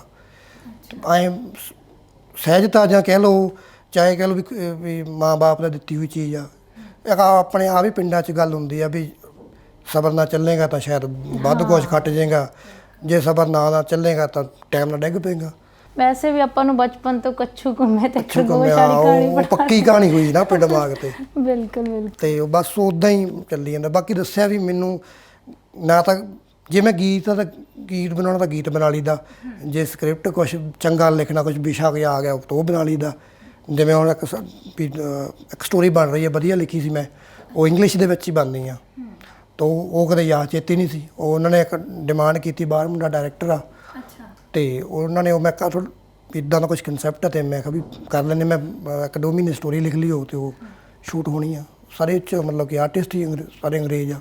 ਨਹੀਂ, ਵਧੀਆ ਗੱਲ ਹੈ ਸਗੋਂ ਤੁਹਾਡਾ ਗੀਤਕਾਰੀ 'ਚ ਵੀ, ਕਵਿਤਾ 'ਚ ਵੀ, ਹੈ ਨਾ, ਅਤੇ ਉਸ ਤੋਂ ਬਾਅਦ ਸਕ੍ਰਿਪਟ ਰਾਈਟਿੰਗ 'ਚ ਵੀ, ਮਤਲਬ ਇੱਕ ਤਰ੍ਹਾਂ ਨਾਲ ਇਹ ਹੈ ਕਿ ਤੁਸੀਂ ਹਰ ਸਕਿੱਲ ਨੂੰ ਯੂਜ਼ ਕਰ ਰਹੇ ਹੋ। ਬਿਲਕੁਲ ਬਿਲਕੁਲ, ਇਕੱਲਾ ਗਾਇਆ ਨਹੀਂ ਜਾਂਦਾ, ਬਸ ਇਕੱਲਾ ਗਾਇਆ ਨਹੀਂ ਜਾਂਦਾ। ਨਹੀਂ, ਇਹ ਵੀ ਹੋ ਜਾਂਦਾ ਕਿ ਜਦੋਂ ਬੰਦਾ ਬਹੁਤ ਮਸ਼ਹੂਰ ਹੋ ਜਾਂਦਾ ਫਿਰ ਉਹਦੇ ਗਾਣੇ ਵੀ ਗਾਏ, ਫਿਰ ਉਹ ਬੰਦਾ ਉਹ ਕਹਿੰਦਾ ਹੁਣ ਇਹ ਵੀ ਕਰ ਹੀ ਲੈ ਗਏ, ਇਹ ਵੀ ਕਰ ਹੀ ਲਈਏ, ਵੀ ਕਰ ਹੀ ਲੈ ਗਏ, ਹੁਣ ਵਹਿੰਦੀ ਗੰਗਾ ਜੱਤ ਧੋਈ ਲਈਏ। ਬਿਲਕੁਲ ਬਿਲਕੁਲ। ਪਰ ਉਹ ਨਹੀਂ ਹੁੰਦਾ। ਇੱਕ ਨਾ ਇਹ ਹੁੰਦੀ ਆ ਵੀ ਭੈਣੇ ਵੀ ਜੇ ਤੁਸੀਂ ਕਿਤਾਬਾਂ ਪੜ੍ਹਦੇ ਤਾਂ ਮਤਲਬ ਇਹ ਨਹੀਂ ਵੀ ਤੁਸੀਂ ਗੰਭੀਰ ਹੀ ਹੋਵੋਗੇ, ਨਹੀਂ, ਮਤਲਬ ਕਿ ਚਾਂਚਲ ਜਿਹਾ ਵਤੀਰਾ ਹੋਣਾ, ਜਾਂ ਵੀ ਚਿਹਰੇ 'ਤੇ ਉਹ ਚੁੱਪ ਜੀ, ਸ਼ਾਂਤੀ ਜੀ, ਹੈ ਨਾ, ਵੀ ਉਹ ਇਹ ਕਵੀ ਆ ਯਾਰ ਇਹ ਨਹੀਂ। ਉਹ ਪਤਾ ਕੀ ਹੁੰਦਾ, ਉਹ ਐਂ ਨਹੀਂ ਹੁੰਦਾ। ਉਹ ਦੇਖੋ ਤੁਸੀਂ ਭੈਣੇ ਕਿਤਾਬਾਂ ਪੜ੍ਹਦੇ ਹੋ ਨਾ, ਲੋੜ ਕਿਹਦੀ ਆ? ਬਿਲਕੁਲ, ਤੁਹਾਡੀ ਲੋੜ ਆ ਨਾ, ਠੀਕ ਹੈ। ਤੁਸੀਂ ਜੇ ਪੜ੍ਹੋਗੇ ਤੁਸੀਂ ਕੱਲ 4 ਲੋਕਾਂ 'ਚ ਬੈਠੋਗੇ, ਇੱਕ ਚੰਗੀ ਵਿਚਾਰ ਚਰਚਾ ਹੋ ਜਾਊਗੀ। ਕਿਤਾਬਾਂ ਪੜ੍ਹਨਾ, ਜੇ ਤੁਸੀਂ ਚਿਹਰੇ ਤੇ ਗੰਭੀਰਤਾ ਹੀ ਲਿਆਉਣੀ ਹੈ ਤਾਂ ਵੈਸੇ ਘਰੇ ਬਹੁਤ ਸਮੱਸਿਆਵਾਂ ਆਉਂਦੀਆਂ, ਬੰਦਾ ਵੈਸੇ ਹੀ ਗੰਭੀਰ ਹੋ ਜੇ। ਕਿਤਾਬਾਂ ਪੜ੍ਹਨ ਨਾਲ, ਜੇ ਕਿਤਾਬਾਂ ਪੜ੍ਹਨ ਵਾਲਾ ਬੰਦਾ ਕਦੇ ਗੰਭੀਰ ਨਹੀਂ ਹੁੰਦਾ ਗਾ। ਹੁਣ ਮੇਰਾ ਅੱਜ ਮੈਂ ਤੋਂ ਕਿਤਾਬਾਂ ਵੀ ਪੜ੍ਹਦਾ, ਮੈਂ ਰੂਟੀਨ 2 ਟਾਈਮ ਗੇਮ ਵੀ ਲਾਉਣੀ ਆ, ਟੂਰਨਾਮੈਂਟ ਵੀ ਖੇਡਣੇ ਆ, ਘਰੇ ਕੰਮ ਵੀ ਆ, ਤੇ ਦੋਸਤ ਮਿੱਤਰਾਂ ਨਾਲ ਮਿਲਦੇ ਵੀ ਆ। ਜਿਹੋ ਜਿਹਾ ਮਾਹੌਲ ਹੋ ਜਿਹਾ ਹੋ ਜਿੱਦਾਂ। ਗੰਭੀਰਤਾ ਮਤਲਬ ਇਹ ਨਹੀਂ ਹੁੰਦੀ ਵੀ ਤੁਸੀਂ ਕਿਤਾਬਾਂ ਪੜ੍ਹਨੇ ਗੰਭੀਰ ਹੋਗੇ। ਇੱਕ ਗਲਤਫਹਿਮੀ ਜੀ, ਇੱਕ ਜਾਂ ਕਹਿੰਦੀ ਫੈਲਾਈ ਗਈ ਆ ਸੋਸ਼ਲ ਸਾਈਟਸ ਤੇ ਜਾਂ ਕਹਿੰਦੀ ਇੱਕ ਬਣਾਈ ਗਈ ਆ। ਮੈਨੂੰ ਵੀ ਜਗਜੀਤ, ਮੈਂ ਵੈਸੇ ਇਹ ਗੱਲ ਇੱਥੇ ਕਰਨਾ ਨਹੀਂ ਸੀ ਚਾਹੁੰਦੀ, ਪਰ ਇਹ ਗੱਲ ਹੈ ਕਿ ਅਸੀਂ ਨਾ ਲੇਖਕ ਨੂੰ ਇੰਨਾ ਜ਼ਿਆਦਾ ਇੱਕ ਸੰਜੀਦਾ ਢਾਂਚਾ ਬਣਾ ਲੈਂਦੇ ਹਾਂ ਨਾ ਸਾਡੇ ਦਿਮਾਗ ਦੇ ਵਿੱਚ ਵੀ। ਉਹ ਤਾਂ ਜੇ ਮੰਨ ਲਓ ਮੇਰਾ ਜਿਹੜਾ ਟੱਚ ਆ, ਮੈਂ ਹਮੇਸ਼ਾ ਉਦਾਸ ਕਹਾਣੀਆਂ ਲਿਖਦੀ ਹਾਂ ਨਾ, ਪਰ ਲੋਕਾਂ ਨੂੰ ਇਹ ਲੱਗਣ ਲੱਗ ਜਾਂਦਾ ਵੀ ਜਿਹੜਾ ਜਿਵੇਂ ਦਾ ਲਿਖਦਾ ਇਹ ਬਿਲਕੁਲ ਐਵੇਂ ਦਾ ਹੀ ਹੋਣਾ ਚਾਹੀਦਾ। ਉਹਨਾਂ ਨੂੰ ਲੱਗਦਾ ਹੁੰਦਾ ਵੀ ਸ਼ਾਇਦ ਮੈਂ ਆਪਣੇ ਘਰ 'ਚ ਕਦੀ ਹੱਸੀ ਵੀ ਨਹੀਂ ਹੋਊਗੀ। ਤੇ ਤੁਸੀਂ ਹੈਰਾਨ ਰਹਿ ਜਾਓਗੇ ਵੀ ਇੱਕ ਵਾਰੀ ਮੈਂ ਫੇਸਬੁੱਕ ਤੇ ਆਪਣੀ ਇੱਕ ਫੋਟੋ ਪੋਸਟ ਕੀਤੀ ਜਿਹਦੇ 'ਚ ਮੇਰੇ ਟੀ-ਸ਼ਰਟ ਤੇ ਟਰਾਊਜ਼ਰ ਪਾਈ ਹੋਈ ਆ, ਤੇ ਉੱਥੇ ਮੋਸਟ ਆਫ ਜਿਹੜੇ ਲੋਕਾਂ ਨੇ ਮੈਨੂੰ ਇਹ ਕਮੈਂਟ ਦਿੱਤੇ ਵੀ ਤੁਸੀਂ ਤਾਂ ਇੰਨਾ ਸੋਹਣਾ ਲਿਖਦੇ ਹੋ, ਤੁਸੀਂ ਪੰਜਾਬੀ ਪਹਿਰਾਵਾ ਕਿਵੇਂ ਛੱਡ ਸਕਦੇ ਹੋ। ਇਹ ਮਤਲਬ ਮੇਰੀ ਚੀਜ਼ ਦੀ ਹੈਰਾਨਗੀ ਰਹਿ ਗਈ ਕਿ ਤੁਸੀਂ ਦੂਜੇ ਦੀ ਜ਼ਿੰਦਗੀ ਨੂੰ ਇੰਨਾ ਕਿਵੇਂ ਆਪਣੇ ਹੱਥ 'ਚ ਰੱਖਣਾ ਚਾਹੁੰਦੇ ਹੋ ਵੀ ਜੋ ਤੂੰ ਲਿਖ ਰਿਹਾ ਤੂੰ ਬਿਲਕੁਲ ਸਾਨੂੰ ਉਵੇਂ ਦਾ ਦਿਸਣਾ ਚਾਹੀਦਾ। ਕੁਐਸਚਨਿੰਗ ਬਹੁਤ ਹੁੰਦੀ ਨਾ ਬਈ, ਜੇ ਤੂੰ ਮਤਲਬ ਕਿ ਥੋੜਾ ਕੁ ਵਧੀਆ ਲਿਖਦਾ ਵਾ ਤੇ ਕੱਲ ਤੂੰ ਉਦਾਂ ਚੀਜ਼ ਨਹੀਂ ਅਪਡੇਟ ਕਰਦਾ, ਇੱਕ ਥੱਪਾ ਲਾ ਦਿੰਦੇ ਜਿਹੜੇ ਆਪਣਾ ਕਹਿ ਦਈਏ ਵੀ ਫੇਸਬੁੱਕ ਵਾਲੇ ਜਿਹੜੇ ਆਪਣੇ ਇੱਕ ਫੇਸਬੁੱਕ ਦੀ ਗਵਰਨਮੈਂਟ ਆਪਾਂ ਕਹਿ ਲਈਏ ਜਿਹਨੂੰ। ਸਹੀ ਗੱਲ ਹੈ। ਇਹ ਤੁਹਾਨੂੰ ਆਪਦੇ ਤਰੀਕੇ ਨਾਲ ਆਬਜ਼ਰਵ ਕਰਦੀ ਆ ਵੀ ਜੇ ਵੀ ਉਹ ਬੰਦਾ ਐਂ ਲਿਖਦਾ ਵਾ ਤੇ ਉਹ ਐਦਾਂ ਹੀ ਲਿਖੇ, ਉਹ ਕੱਲ ਨੂੰ ਹੋਰ ਕੁਛ ਨਾ ਕਰੇ। ਵੀ ਜੇ ਉਹ ਕੱਲ ਨੂੰ ਹੱਸਣਾ ਚਾਹੁੰਦਾ ਫੇਸਬੁੱਕ ਤੇ ਕੋਈ ਹਾਸ ਵਾਲੀ ਪੋਸਟ ਪਾਉਣੀ ਆ, ਨਹੀਂ ਉਹ ਨਹੀਂ ਪਾ ਸਕਦਾ, ਉਹ ਬੈਨ ਹੋ ਜਾਊਗਾ। ਉਹ ਵੀ ਉਹ ਤੇ ਅਸੀਂ ਰੌਲਾ ਪਾਈਏ, ਉਹ ਤੇ ਅਸੀਂ ਕਰਾਂਗੇ ਟਰੋਲ ਕਰਾਂਗੇ, ਸਕਰੀਨਸ਼ਾਟ ਲੈ ਕੇ ਗਾਂ। ਅਸੀਂ ਇੱਕ ਸਕਰੀਨਸ਼ਾਟ ਦਾ ਬਹੁਤ ਰੌਲਾ ਚੱਲਦਾ ਅੱਜ ਕੱਲ੍ਹ ਸੇਫਟੀ ਨਹੀਂ ਗਈ। ਤੁਸੀਂ ਕਿਸੇ ਨਾਲ ਗੱਲ ਕਰਦੇ ਆ, ਮਤਲਬ ਤੁਸੀਂ ਵੈਸੀ ਪੋਸਟ ਪਾਤੀ ਜਾਂ ਚੰਗਾ ਕਮੈਂਟ ਕਰਤਾ ਕਿਸੇ ਪੋਸਟ ਤੇ, ਉਹ ਤੁਹਾਡਾ ਪਹੁੰਚ ਜਾਣਾਗਾ ਕਿਤੇ ਨਾ ਕਿਤੇ ਵੀ ਆਹ ਬੰਦਾ ਕੀ ਬੋਲੀ ਜਾਂਦਾ। ਇਹ ਕੀ ਬੋਲੀ ਜਾਂਦਾ। ਸੋ ਜਿੰਨਾ ਟਾਈਮ ਮੈਨੂੰ ਲੱਗਦਾ ਜਿੰਨਾ ਸਿੰਗਰਾਂ ਦੀ ਆਪਾਂ ਗੱਲ ਕਰਦੇ, ਸੌਰੀ ਮੈਂ ਆਪਦਾ ਥੋੜਾ ਆਨਸਰ ਹੋਰ ਤਰੀਕੇ ਨਾਲ ਕਰ ਰਿਹਾ। ਸਿੰਗਰ ਆ ਜਿਹੜੇ ਆਪਾਂ ਕਹਿੰਦੇ ਵੀ ਇਹ ਮਾੜਾ ਗਾਉਂਦੇ ਚੰਗਾ ਗਾਉਂਦੇ, ਮੈਂ ਤਾਂ ਮਾੜਾ ਕਹਿੰਦਾ ਨਹੀਂ। ਕਾਰਨ ਪੈਣੇ ਉਹਨਾਂ ਦੇ ਏਕਤਾ ਦੇਖੋ ਆਪਸ ਵਿੱਚ।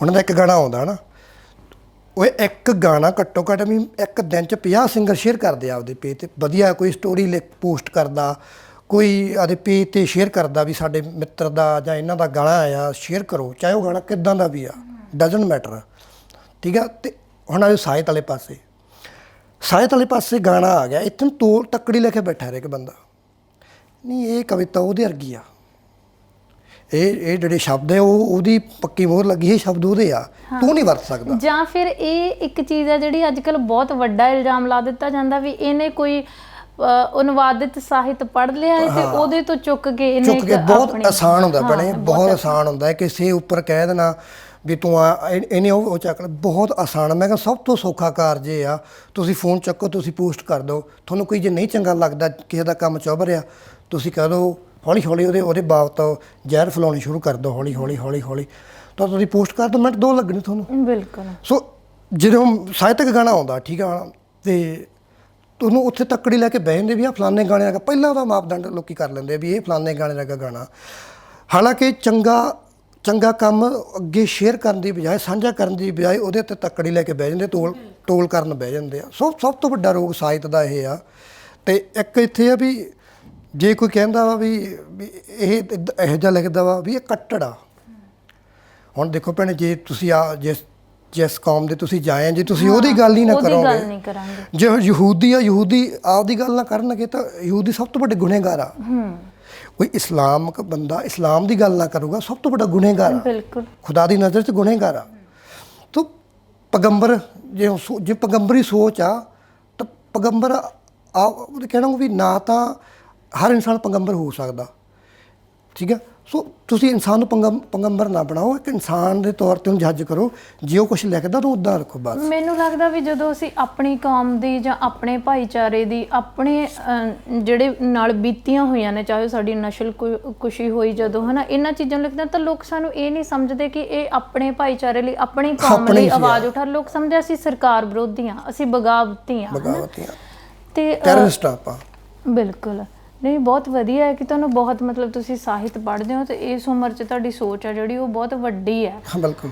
ਮੈਨੂੰ ਤੁਹਾਡੀ ਵਾਰਤਕ ਵੀ ਬਹੁਤ ਸੋਹਣੀ ਲੱਗੀ, ਜਿਵੇਂ ਇੱਕ ਮੈਂ ਜਦੋਂ ਪੜਿਆ ਵੀ ਯਾਰ ਇਉਂ ਤਾਂ ਨਹੀਂ ਗੱਲ ਬਣਨੀ। ਹਾਂ ਇਉਂ ਤਾਂ ਨਹੀਂ ਗੱਲ, ਹਾਂ, ਤੇ ਉਹ ਕਾਫੀ ਉਹ ਮਤਲਬ ਬਿਲਕੁਲ। ਕਾਫੀ ਤੇ ਜਾਣੇ ਇੱਕ ਸ਼ੇਅਰ ਜਦੋਂ ਕੀਤੀ ਮੈਂ ਪੜ੍ਹਦੀ ਹਾਂ ਕਿ ਸਾਡਾ ਬਾਬਾ ਉਧਰਲੀ ਪਾਰ ਸਾਨੂੰ ਉਡੀਕਦਾ ਹੈ, ਬਹੁਤ ਸੋਹਣੀ ਵਾਰਤਕ ਹੈ ਤੁਹਾਡੀ। ਵਾਰਤਕ 'ਚ ਨਹੀਂ ਕੋਈ ਕਿਤਾਬ ਕਰਨ ਲਈ ਸੋਚਿਆ? ਇਹ ਮਤਲਬ ਕਿ ਜਿਹੜੀ ਅਗਲੀ ਮੈਂ ਕਿਤਾਬ ਪੰਜਾਬ ਕਰ ਰਿਹਾ ਵਾਂ, ਉਹਦੇ ਵਿੱਚ ਮੈਂ ਵਾਰਤਕ ਕਾਫੀ ਹਿੱਸਾ ਕਿ ਕੁਛ ਨਵਾਂ ਕਰਨ ਦੀ ਟਰਾਈ ਆ। ਮੈਨੂੰ ਕੋਈ ਇਦਾਂ ਨਹੀਂ ਵੀ ਅਵਾਰਡ ਲੈਣਾ ਵਾ, ਵੀ ਸੀਮਤ ਜਿਹਾ ਹੋ ਕੇ ਲਿਖਣਾ ਵੀ ਜੇ ਮੈਂ ਇਕੱਲੀ ਕਵਿਤਾ ਲਿਖੂੰਗਾ ਤਾਂ ਇਕੱਲੀ ਕਵਿਤਾ ਹੀ ਅਵਾਰਡ, ਮੈਨੂੰ ਅਵਾਰਡ ਨਾ ਨਹੀਂਗਾ। ਉਹਦੇ ਵਿੱਚ ਮੈਂ ਕੁਛ ਨਵਾਂ ਟਰਾਈ ਕੀ ਕਰ ਰਿਹਾ ਵਾਂ ਤਾਂ ਚੰਗਾ ਲੱਗੂਗਾ। ਤੇ ਐਰਕੀ ਮਤਲਬ ਇਹ ਵੀ ਨਹੀਂ ਹੋਊਗਾ ਵੀ ਲੋਕਾਂ ਨੂੰ ਵਾਰਤਕ ਨਾ ਮਿਲੂ। ਐਰਕੀ ਵਾਰਤਕ ਦਾ ਮੈਂ ਕਾਫੀ ਰੱਖਿਆ, ਇੱਕ ਸੋਹਣਾ ਸਿਰਜਾਂਗੇ। ਪਿਛਲੀਆਂ ਜੋ ਗਲਤੀਆਂ, ਪਹਿਲੀ ਕਿਤਾਬ 4 ਸਾਲ ਹੋ ਗਏ ਆ, ਜੋ ਗਲਤੀਆਂ ਉਹ 'ਚ ਰਹਿ ਗਈਆਂ, ਕੋਸ਼ਿਸ਼ ਕਰਾਂਗੇ ਐਰਕੀ ਗਲਤੀਆਂ ਘੱਟ ਹੋਣ। ਗਲਤੀਆਂ ਹੋਣਾ ਸੁਭਾਵਿਕ ਆ, ਤੇ ਪਰ ਕੋਸ਼ਿਸ਼ ਕਰਾਂਗੇ ਵੀ ਕੁਛ ਘੱਟ ਕਰੀਏ ਐਰਕੀ ਗਲਤੀਆਂ। ਸੋ ਐਰਕੀ ਵਾਰਤਕ ਕਾਫੀ ਕਰਨ ਦਾ ਮੇਰੀ ਹੈਗਾ ਮਨ ਵੀ ਵਾਰਤਕ ਕਰਾਂਗੇ। ਨਹੀਂ ਵਧੀਆ ਗੱਲ ਹੈ। ਮੈਂ ਨਾ ਜਦੋਂ ਮਤਲਬ ਜਿੰਨੇ ਕੁ ਲੋਕਾਂ ਤੋਂ ਤੁਹਾਡੇ ਬਾਰੇ ਸੁਣਿਆ, ਜਿਵੇਂ ਤੁਹਾਡਾ ਇੱਕ ਗਰੁੱਪ ਜਿਹਾ, ਮੈਨੂੰ ਇਹ ਸਾਰਾ ਗਰੁੱਪ ਬਹੁਤ ਵਧੀਆ ਲੱਗਦਾ, ਜਿਵੇਂ ਹਸਤਿੰਦਰ ਹੋ ਗਏ, ਰਵਨ ਹੋ ਗਿਆ, ਹੈ ਨਾ, ਤੁਸੀਂ ਹੋ ਗਏ, ਬਲਦੀਪ, ਤੇ ਉਹਦੇ 'ਚ ਤੁਸੀਂ ਬੰਟੀ ਨੰਬਰਦਾਰ, ਉਹਨਾਂ ਨੂੰ ਵੀ ਰੱਖਦੇ, ਇੱਕ ਬੜਾ ਨੌਜਵਾਨ ਜਿਹੇ ਮੁੰਡਿਆਂ ਦਾ ਇੱਕ ਗਰੁੱਪ ਬਣਿਆ। ਜਦੋਂ ਤੁਹਾਡੀ ਜ਼ਿੰਦਗੀ ਬਾਰੇ ਕਿਸੇ ਹੋਰ ਬੰਦੇ ਤੋਂ ਚਲੋ ਮੈਂ ਪੁੱਛਾਂ, ਜਾਂ ਜਿੰਨਾ ਕੁ ਵੀ ਮੈਂ ਸੁਣਿਆ, ਤੁਹਾਡੇ ਮੰਮੀ ਨੇ ਜਿਹੜੇ, ਉਹਨਾਂ ਦਾ ਬਹੁਤ ਵੱਡਾ ਹੱਥ ਆ ਤੁਹਾਡੀ ਸ਼ਖਸੀਅਤ ਨੂੰ ਇਸ ਰੂਪ 'ਚ ਬਣਾਉਣ 'ਚ, ਹੈ ਨਾ।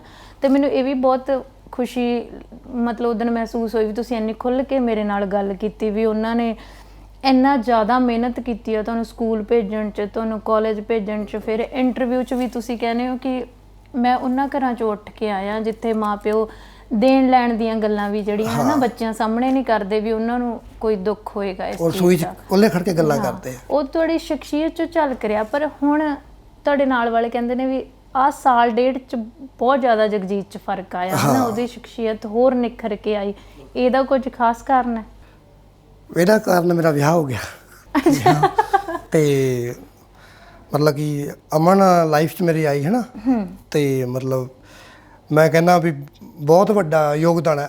ਲਾਈਫ ਇੰਨੀ ਛੇਤੀ ਮਤਲਬ ਪਟੜੀ 'ਤੇ ਆਈ, ਕਾਫੀ ਚੀਜ਼ਾਂ ਉਖੜੀਆਂ ਫਿਕੜੀਆਂ ਫਿਰਦੀਆਂ ਸੀ ਇੱਧਰ ਉੱਧਰ, ਕੋਈ ਜਿਵੇਂ ਕਹਿ ਦਈਏ ਵੀ ਚੀਜ਼ਾਂ ਖਿਲਰੀਆਂ ਪਈਆਂ ਸੀ ਕਮਰੇ 'ਚ, ਕੋਈ ਸੰਭਾਲਣਾ ਹੈ ਨਹੀਂ ਸੀ। ਅਤੇ ਅਮਨ ਦੇ ਆਉਣ ਦੇ ਮਗਰੋਂ ਵੀ ਇੱਕ ਜਦੋਂ ਉਹਨੇ ਪਹਿਲੇ ਦਿਨ ਆ ਕੇ ਮੇਰੇ ਫੋਨ 'ਚ ਪਏ ਗੀਤਾਂ ਨੂੰ ਡਾਇਰੀ 'ਤੇ ਲਿਖਿਆ, ਉਹਨੇ ਕਹਿੰਦੀ ਵੀ ਆਏ ਵੇਸਟ ਨਹੀਂ ਕਰਨੇ ਤੂੰ ਮੈਂ ਉਹਨੇ ਤਾਂ ਤਰਤੀਬ ਵਾਰ ਗੀਤ ਲਿਖੇ ਅਮਨ ਨੇ।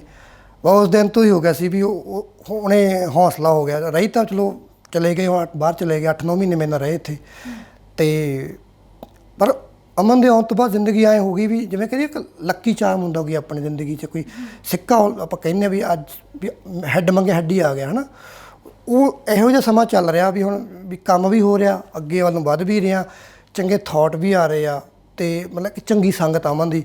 ਸੋ ਅਮਨ ਦਾ ਬਹੁਤ ਵੱਡਾ ਰੋਲ ਆ। ਅਤੇ ਉਸ ਤੋਂ ਅਮਨ ਤੋਂ ਪਹਿਲਾਂ ਮਤਲਬ ਕਿ ਮੇਰੀ ਮਾਂ ਦਾ ਬਹੁਤ ਵੱਡਾ ਰੋਲ ਹੈ ਨਾ। ਅਤੇ ਵੀ ਉਹਦੇ ਕਹਿ ਰਹੇ ਜਿਨ੍ਹਾਂ ਨੇ ਘਿਓ ਵੇਚ ਵਿੱਚ ਜਵਾਕ ਪੜ੍ਹਾਏ ਹੋਣ ਨਾ, ਅਤੇ ਇਹ ਚੀਜ਼ਾਂ ਲੋਕੀ ਕਹਿੰਦੇ ਆ ਵੀ ਇਹ ਤਾਂ ਇਮੋਸ਼ਨਲ ਜੀਆਂ ਰੋਣ ਪਿੱਟਣ ਵਾਲੀਆਂ ਗੱਲਾਂ, ਜਦ ਕਿ ਆਪਾਂ ਆਏ ਉਹਨਾਂ ਘਰਾਂ। ਹਾਂ, ਅਤੇ ਇਹ ਸੱਚਾਈ ਆ। ਅਤੇ ਕਿਉਂਕਿ ਮੈਂ ਖੁਦ ਉਹਨਾਂ ਘਰਾਂ 'ਚ ਨਿਕਲਿਆ ਹੋਇਆ ਨਾ, ਅਤੇ ਮੈਂ ਆਪਣੀ ਮਾਂ ਨੂੰ ਚੇਤੇ ਕਰਦਾ ਨਾ ਕਦੇ ਕਦੇ ਵੀ ਲੱਗਦਾ ਵੀ ਜੇ ਨਾ ਹੁੰਦੀ ਤਾਂ ਸ਼ਾਇਦ ਵੀ ਮੈਂ ਨਾ ਹੁੰਦਾ। ਮੈਂ ਅੱਗੇ ਵੀ ਜਦੋਂ ਇੰਟਰਵਿਊ ਕਰਨ ਆ ਰਹੀ ਸੀ, ਮੈਂ ਆਪਣੇ ਦੋਸਤ ਨੂੰ ਕਹਿ ਰਿਹਾ ਸੀ ਵੀ ਅੱਧੇ ਨਹੀਂ ਸੋਚੀ ਸੀ ਕਦੇ ਵੀ ਇਹਨਾਂ ਕਾਊਚ 'ਤੇ ਆ ਕੇ ਬਹਿਣਾ, ਹੈ ਨਾ, ਵੀ ਚੰਡੀਗੜ੍ਹ ਸ਼ਹਿਰ 'ਚ ਆਉਣਾ ਵੀ ਸੁਪਨਾ ਹੁੰਦਾ ਸੀ ਕਦੇ। ਅਤੇ ਪਰ ਹੁਣ ਜਾ ਰਹੇ ਅੱਗੇ ਨੂੰ, ਹੁਣ ਚਲੋ ਮੂਵੀਜ਼ ਵਿੱਚ ਵੀ ਗਾਣੇ ਕਰਨੇ ਆ ਨਾ, ਅਤੇ ਉੱਧਰ ਵੀ ਮੌਕੇ ਮਿਲ ਰਹੇ, ਹੌਲੀ ਹੌਲੀ ਚਲੋ ਚੱਲ ਰਿਹਾ। ਅਤੇ ਪਰ ਮੰਮੀ ਦਾ ਅਤੇ ਅਮਨ ਦਾ ਬਹੁਤ ਵੱਡਾ ਯੋਗਦਾਨ ਹੈ ਇੱਥੋਂ ਤੱਕ ਮੇਰੇ ਆਉਣ ਦੇ ਲਈ। ਅਤੇ ਮੈਨੂੰ ਲੱਗਦਾ ਵੀ ਔਰਤ ਨੂੰ ਪੇਸ ਪੱਖ ਨਾਲ ਦੇਖੀਏ ਤਾਂ ਇਕੱਲਾ ਔਰਤ ਹੀ ਕਰੀ ਜਾਣਾ ਵੀ ਇਹ ਨਹੀਂ ਹੁੰਦਾ। ਔਰਤ ਨੂੰ ਇੱਕ ਮਾਣ ਦੇ ਤਰੀਕੇ ਨਾਲ ਇੱਕ ਸੰਗਤ ਦੇ ਰੂਪ 'ਚ ਦੇਖੋਗੇ ਤੁਸੀਂ, ਹਮੇਸ਼ਾ ਆਪਦੇ ਅਤੇ ਫਖਰ ਅਤੇ ਆਪਦੇ ਆਪ ਨੂੰ ਲੱਕੀ ਮਹਿਸੂਸ ਕਰੋਗੇ ਵੀ ਤੁਹਾਨੂੰ ਇਹੋ ਜਿਹੀਆਂ ਚੰਗੀਆਂ ਔਰਤਾਂ ਦੇ ਸਾਥ ਮਿਲੇ ਆ ਜ਼ਿੰਦਗੀ ਦੇ ਵਿੱਚ। ਮੰਮੀ ਨੂੰ ਮਾਣ ਹੁੰਦਾ ਹੈ? ਮੰਮੀ ਨੂੰ ਬਹੁਤ ਮਾਣ ਹੁੰਦਾ। ਮੰਮੀ ਇਹ ਗੱਲ ਕਹਿੰਦੀ ਹੁੰਦੀ ਆ ਵੀ ਪੁੱਤ ਆਪਣੇ ਤਾਂ ਕਦੇ ਪਤਾ ਨਹੀਂ ਇਹ ਵੀ ਗੱਲ ਸੁਣਨ ਨਾਲ ਚੰਗੀ ਲੱਗਣੀ, ਪਰ ਮੈਨੂੰ ਲੱਗਦਾ ਕਹਿਣੀ ਚਾਹੀਦੀ ਆ ਵੀ ਉਹ ਕਹਿੰਦੀ ਆਪਣੇ ਤਾਂ ਘਰੇ ਵੀ ਸੋਚਣ ਦੀ ਵੀ ਤੇਰੇ ਬਾਹਰ 'ਚ ਗੱਡੀਆਂ ਖੜਿਆ ਕਰਨਗੀਆਂ, ਤੈਨੂੰ ਮਿਲਣ ਨੂੰ ਮੁੰਡੇ ਆਉਣਗੇ ਇੰਨੀ ਬਾਟੋਂ। ਅੱਛਾ। ਵੀ ਕੋਈ ਪਟਿਆਲਿਓਂ ਆ ਗਿਆ, ਕੋਈ ਸੰਗਰੂਰੋਂ ਆ ਗਿਆ, ਤੈਨੂੰ ਮਿਲਣ ਆਉਣਗੇ, ਵੀ ਤੂੰ ਤਾਂ ਗੱਡੀਆਂ ਖੜਨ ਲਾਤੀਆਂ ਬਾਹਰ ਦੇ ਵਿੱਚ। ਇਹ ਵੱਡੀ ਗੱਲ ਆ। ਅਤੇ ਹੌਲੀ ਹੌਲੀ ਉਹਦੇ ਕਹਿਣਾ ਘਰਦਿਆਂ ਦੇ ਹਾਲਾਤ ਵੀ ਸਹੀ ਕਰਦੇ ਪਏ ਮਿਹਨਤ ਨਾਲ ਨਾ। ਅਤੇ ਕਈ ਆਪਾਂ ਛੱਡੀ ਨਹੀਂ, ਨਾ ਦਾਤੀ ਛੱਡੀ ਆ। ਅਤੇ ਜਦ ਇਹ ਉਹਨਾਂ ਟਾਈਮ ਚੱਲੂਗੀ ਜਿੰਨਾ ਟਾਈਮ ਇੱਥੇ ਪੰਜਾਬ 'ਚ ਦਾਣਾ ਪਾਣੀ ਲਿਖਿਆ। ਪਰ ਤੁਹਾਡੀਆਂ ਲਿਖਤਾਂ 'ਚ ਵੀ ਬੋਲਦੇ। ਹਾਂਜੀ, ਬਸ ਇਹ ਚੀਜ਼ ਤਾਂ ਖੂਨ ਦੇ ਵਿੱਚ ਹੀ ਆ। ਜਦੋਂ ਲਿਖਦੇ ਹੋ ਵੀ ਇਉਂ ਤਾਂ ਨਹੀਂ ਗੱਲ ਬਣਨੀ ਹੈ ਨਾ, ਮੈਨੂੰ ਇਹ ਲੱਗਿਆ ਵੀ ਉਹ ਵਾਕਈ ਉਹ ਨੌਜਵਾਨ ਲਿਖ ਰਿਹਾ ਜਿਹੜਾ ਮੈਂ ਹਾਲੇ ਤੱਕ ਧਰਨਿਆਂ 'ਚ ਨਹੀਂ ਦੇਖਿਆ, ਕਿਉਂਕਿ ਮੈਂ ਵੀ ਧਰਨੇ 'ਚ ਗਈ, ਮੈਂ ਉੱਥੇ ਸਪੀਚ ਕੀਤੀ ਹੈ ਨਾ ਧਰਨੇ 'ਚ। ਮੈਂ ਉੱਥੇ ਦੇਖਿਆ ਕਿ ਉੱਥੇ ਜਿਹੜੇ ਬੋਲਣ ਵਾਲੇ ਸੀ ਸਾਡੇ ਬਜ਼ੁਰਗ ਸੀਗੇ ਜਿਨ੍ਹਾਂ ਨੇ ਇਸ ਪੀੜ ਨੂੰ ਹੰਢਾਇਆ ਏ, ਜਾਂ ਫਿਰ ਉੱਥੇ ਬੋਲਣ ਵਾਲੇ ਸਿਰਫ ਫਿਲਮਾਂ ਵਾਲੇ ਕਲਾਕਾਰ ਜਾਂ ਗਾਇਕ ਸੀਗੇ ਜਿਨ੍ਹਾਂ ਨੇ ਇਸ ਚੀਜ਼ ਨੂੰ ਅੱਗੇ ਜਾ ਕੇ ਪ੍ਰਮੋਟ ਕਰਕੇ ਉਹਨਾਂ ਦੇ ਘਰ ਇਸ ਚੀਜ਼ ਤੋਂ ਤੁਰਨੇ ਲੱਗੇ। ਮੈਨੂੰ ਨੌਜਵਾਨ ਨਹੀਂ ਬੋਲਦੇ ਦਿਖੇ, ਮੈਨੂੰ ਘਰਾਂ 'ਚ ਉਹ ਔਰਤਾਂ ਨਹੀਂ ਬੋਲਦੀਆਂ ਦਿਖੀਆਂ ਜਿਹੜੀਆਂ ਹਾੜੀ ਸੋਹਣੀ ਨੂੰ ਉਡੀਕਦੀਆਂ ਨੇ ਵੀ ਸਾਨੂੰ ਉਹਦੇ 'ਚੋਂ ਬੱਚਤ ਹੋਊਗੀ ਤੇ ਇੱਕ ਛਾਣ ਵੀ ਲਾਉਂਦੀਆਂ, ਡਰਮੇ ਦਾਣੇ ਵੀ ਪਾਉਂਦੀਆਂ ਜਿਹੜੀਆਂ ਹੈ ਨਾ। ਤੁਹਾਡੇ ਲਿਖਤ 'ਚੋਂ ਮੈਨੂੰ ਉਹ ਚੀਜ਼ ਪੜ੍ਹਨ ਨੂੰ ਮਿਲੀ। ਤੁਸੀਂ ਪੰਜਾਬ ਦੀ ਨੌਜਵਾਨੀ ਤੋਂ ਕਿਸ ਚੀਜ਼ ਨੂੰ ਲੈ ਕੇ ਨਿਰਾਸ਼ ਹੋ? ਕਿਉਂਕਿ ਉਸ ਲਿਖਤ 'ਚ ਤੁਸੀਂ ਲਿਖਿਆ ਇਸ ਸਾਰੀ ਚੀਜ਼ ਨੂੰ ਖੁੱਲ੍ਹ ਕੇ ਨਾ ਕਿ ਬ੍ਰਾਂਡਡ ਕੱਪੜੇ ਪਾ ਕੇ ਜਾਂ ਗੋਗਲਸ ਲਾ ਕੇ ਧਰਨਿਆਂ ਦਾ ਹਿੱਸਾ ਬਣਨਾ, ਮੈਨੂੰ ਲੱਗਦਾ ਕਿ ਨੌਜਵਾਨੀ ਗੁੰਮਰਾਹ ਹੈ।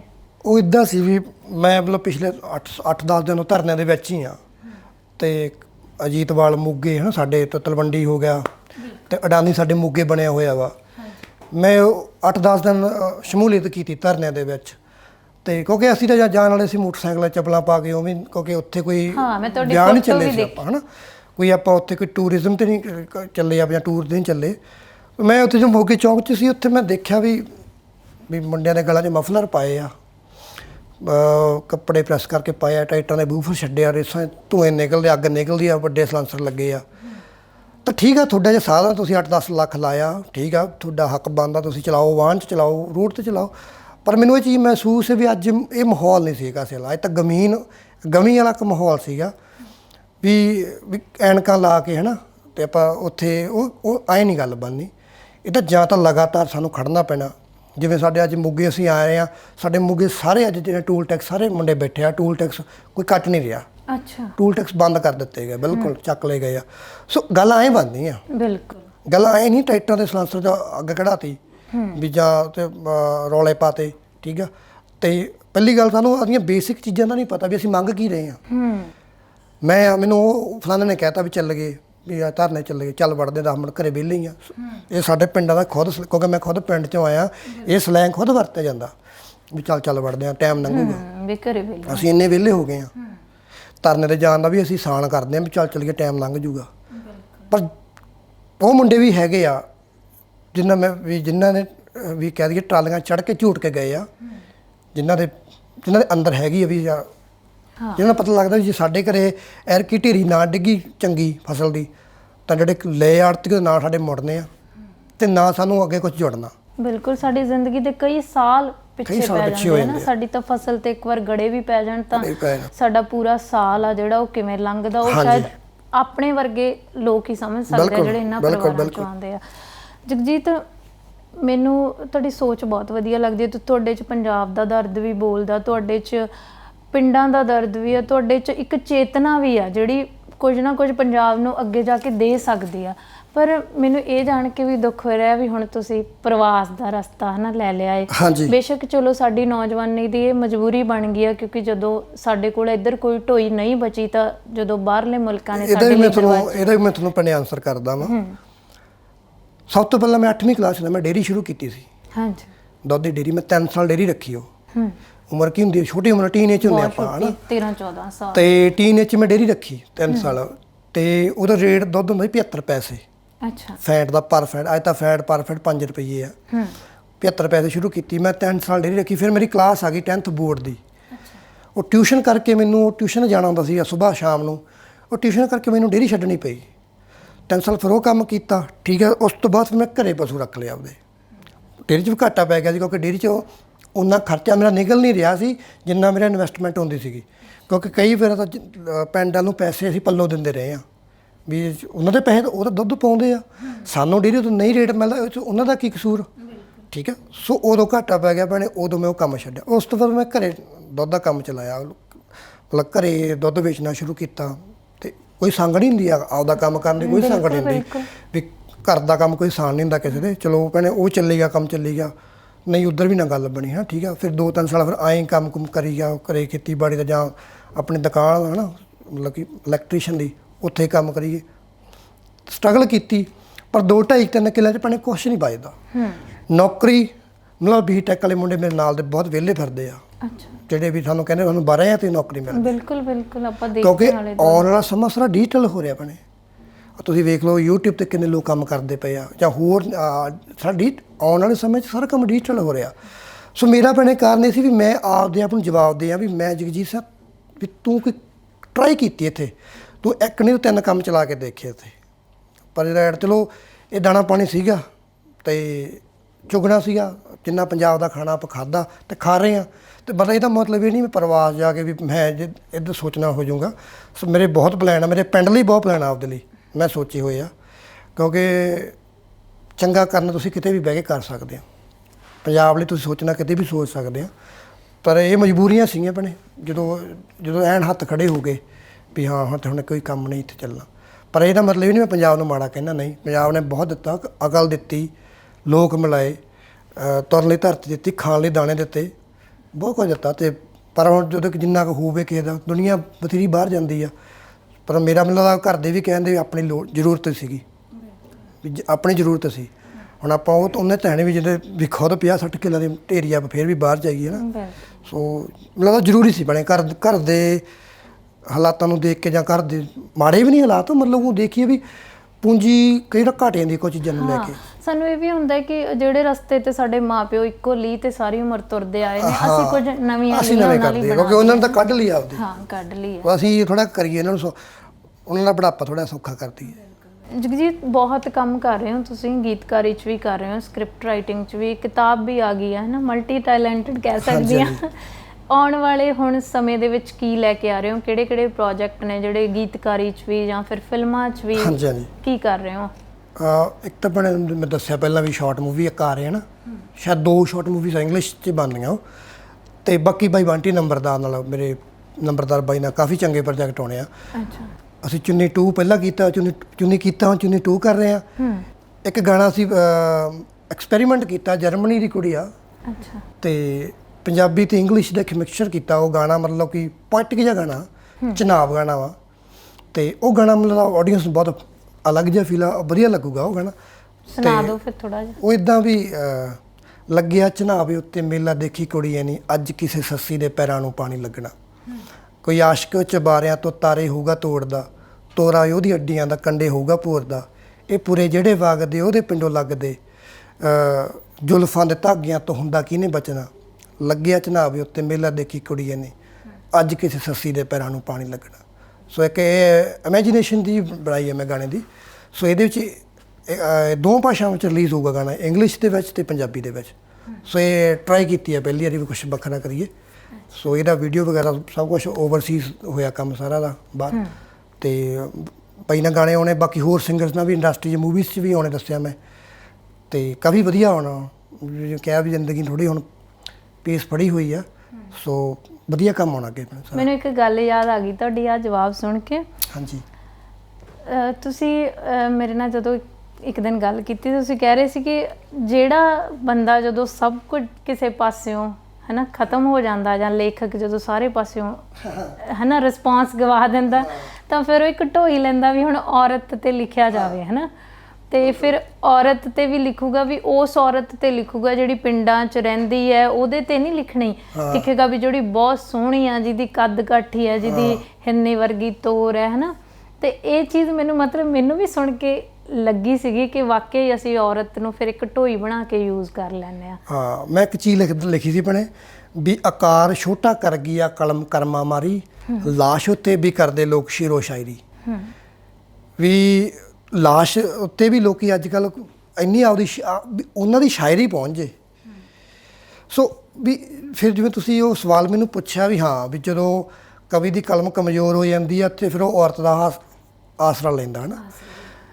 ਔਰਤ ਨੂੰ ਤੁਸੀਂ ਇੱਦਾਂ ਨਹੀਂ ਲਿਖ ਸਕਦੇ ਵੀ ਔਰਤ ਵਿਚਾਰੀ ਆ, ਜਾਂ ਔਰਤ ਵੀ ਦੁਨੀਆ ਭਰ ਦੇ ਵਿੱਚ ਜੋ ਦੁੱਖ ਆ ਵੀ ਮਰਦ ਵੱਲੋਂ ਦਿੱਤੇ ਜਾਂਦੇ ਆ, ਔਰਤ ਹੋਰ ਹਾਲਾਤਾਂ ਲਈ ਬਹੁਤ ਪਿੱਛੇ ਹੋ ਸਕਦੀ ਆ।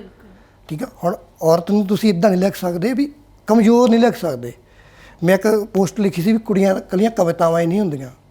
ਆਮ ਤੌਰ 'ਤੇ ਫੇਸਬੁੱਕ 'ਤੇ ਕਹਿੰਦੇ ਵੀ ਕੁੜੀਆਂ ਤਾਂ ਵਿਚਾਰੀਆਂ ਕਵਿਤਾਵਾਂ ਹੁੰਦੀਆਂ, ਕੁੜੀਆਂ ਕਵਿਤਾਵਾਂ ਨਹੀਂ, ਕੁੜੀਆਂ ਦਾ ਤਾਂ ਜਿਹੜਾ ਆਕਾਰ ਆ, ਜਿਹੜਾ ਉਹਨਾਂ ਦੀ ਸੋਚ ਦਾ ਦਾਇਰਾ ਬਹੁਤ ਵਿਸ਼ਾਲ ਆ।